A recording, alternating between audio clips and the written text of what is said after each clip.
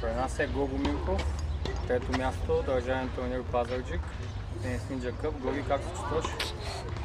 Често казано добре, малко изморен, защото имаше някои доста дълги мачове, но често казано, като след турнир, се чувствам добре. Доволен от себе си? Да, доста. Полуфинала как беше? Полуфинала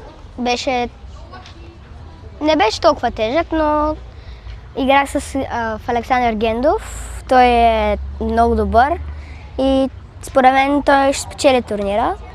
Загубих 6-0, 6-3, но все пак втория сет според мен се отпусна, а първия сет бях впечен. Как беше цялата седмица за теб? Доволен ли си от организацията? Да, много хубаво, всичко зеленина, кортове супер. Единственото лошо бяха матурите, но те бяха лесни. Зели? Да. Добре, това е най-добре. Сега, какво следва?